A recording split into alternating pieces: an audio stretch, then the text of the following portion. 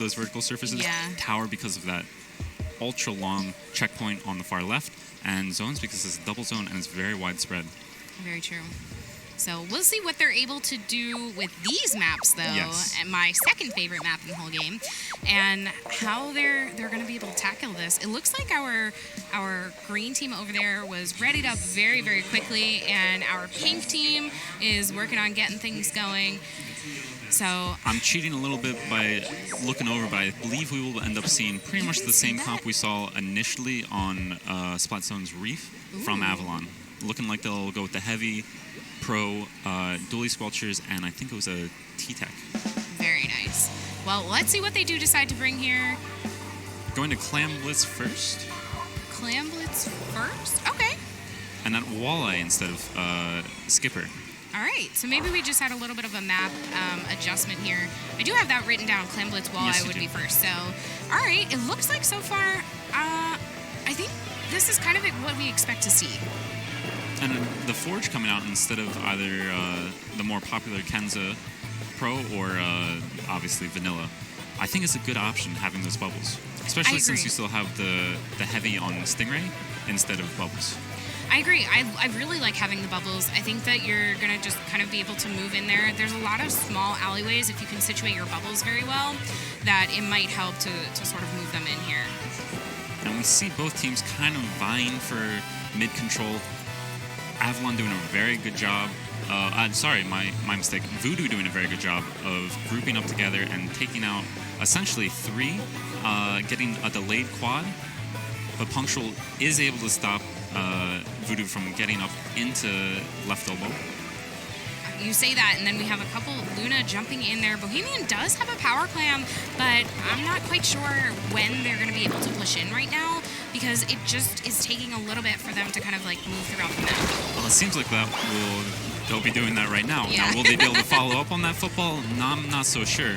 Snug's using the baller to go through closed, not able to get anything off of it. Does work as a distraction and allows Rotomotors to get 4 clamps in. That's a good amount of clamps. You don't want to just allow the first football to be the only points you get.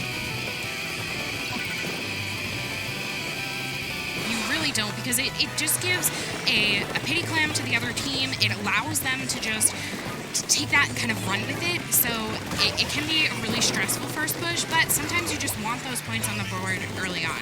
But they're continuing to apply good pressure, and Rotomotors doing a nice flank right there, making sure that Avylon's footballs are going to go away. I think that was kind of what I was looking for there. We know from the last set that we were able to watch that Apple Boom, when in a good position, is going to be really strong and a force you have to take out before you can push forward. And I think that they've recognized that very, very fast. And they are running 2 ballers, so it should not be too difficult for them to make this jump in. Now, I thought we did see a super jumper coming in, but they weren't actually able to get the super jump off. Punctual and I believe Soul were able to take out that football in mid before they were able to jump it in. That's good play. They did end up getting the football thrown in and scored by the original baller, but ultimately a little bit of damage control. It's a really good way to kind of clean that up. And they only have 17 points that they need to do in order to work on their penalty right now. So I think that's going to be very good. But we have a jump coming in. Punctual over here gets that power clam in the basket and 1 bubble to kind of help them stay alive. Not quite enough for Not cover. quite enough, and no one able to jump in with the pity either. That would have been a nice 40 points right there to gain. Would have made the next push a lot more manageable. But first they have some defending to do, and they do a nice job of shredding the baller. And Bohemian, just not enough time. Do you think that would have worked if you were playing on not at LAN? I don't think that would have worked pretty much anywhere. That jump not quite in range to throw the football in. And basically at this point in clams, when you do make that jump, you're essentially trading scoring 1 football for your life. Very true. Sometimes I think it can be done when you're not paying attention. Like this, talking about not paying attention. No, Punctual gets called out. Commentator's curse. I'm sorry. Well, I'm not sure it was a call out necessarily, just as much as it was having the football on them in close. A little bit too obvious, perhaps, in that push. And they will end up losing that football for good. No one able to recover it. Probably not the worst decision not to try and force that recovery. I agree. They were definitely paying attention to the close. Rotomoto's doing a good job staying alive with those dualies, but a little preemptive, Maybe got baited a slight bit by the sprinkler, thought it might have been an enemy painting, and ended up just putting himself in trouble.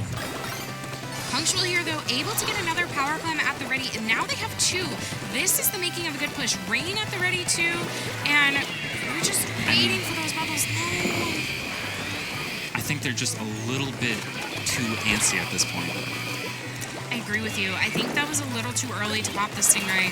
Rain was in a good position, but Stingray should have waited until they had... Maybe not. Maybe it could have helped their work. I'm not sure. I think the Stingray was popped appropriately. I think that they just didn't allow the Stingray to do enough work to start. It is a common mistake that we see at all levels, not allowing your special to do the maximum amount of damage that it can before trying to push ahead. Very true. So, looks like we do have this first game going to go to Voodoo.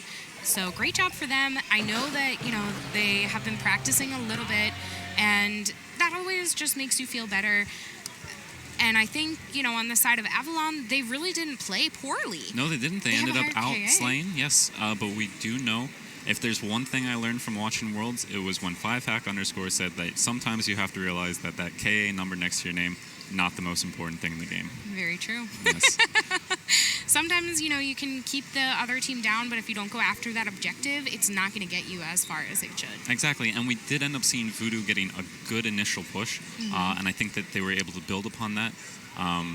Avylon, again, just a little bit too impatient, but hopefully they can adjust and take this next set. I think they can. I think that they have a couple of things to do, like you said, a little impatient. Maybe they need to kind of focus on regrouping and double-checking that they're ready for a push before they do it. For our next one, we're going to be Splatoons on Black Belly. Yes, that is a complicated map. Yeah. Most likely we'll see several burst bombs, I would hope. Very strong there. Potentially a few sloshes as well. I'm not sure if that's in their repertoire, but many options for this map.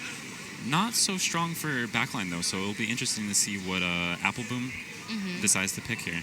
Yeah, I agree. I'm excited to see Apple Boom's pick. To be honest, I want to see a remix.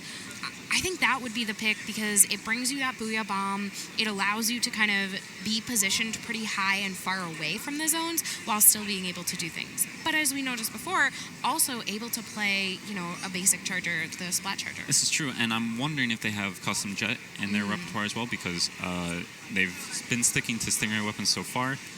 Jet would be a good option here, has that burst bomb, has that range to stay kind of a little bit out of the action, and more just so watch the flanks coming through half pipe.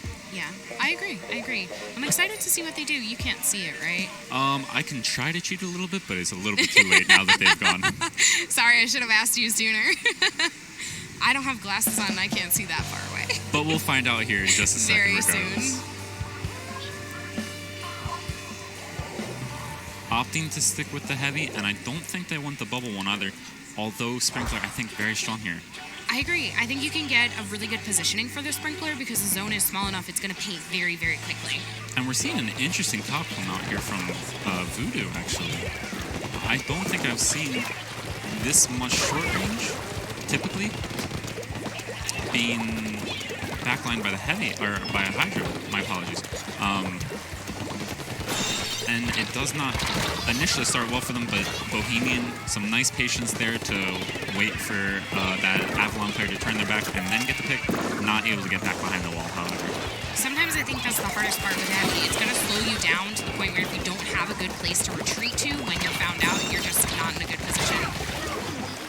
Rotomotor's not quite winning that 1v1, and they're made to pay too because the pro getting a nice trade for 2 there. I was thinking Rotomotors really needed that trade instead, but then we get it on the pro.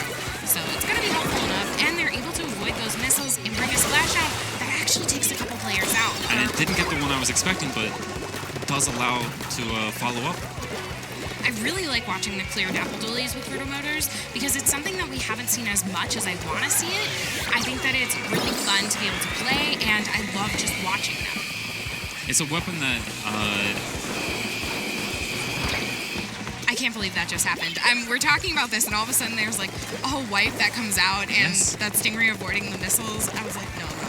I was just thinking to myself, Apple Boom, just please move a little bit more. But a one zone neutralized right now.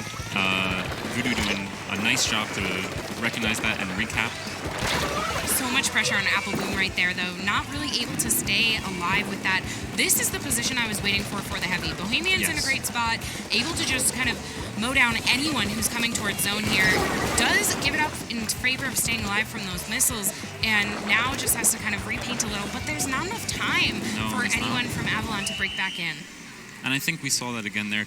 Granted, it was with about 15 seconds left on the timer, but those missiles coming out, Bohemian ended up dropping, but I think if you just give it a second or two, maybe chuck a bomb at where they have to drop, or otherwise force them away the other way, and then you're able to at least neutralize one zone.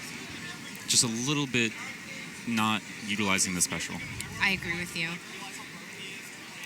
And I'm very sad about that, because we were close to getting to see one of my favorite maps, Tower Control Albacore. Really? Why is that your favorite?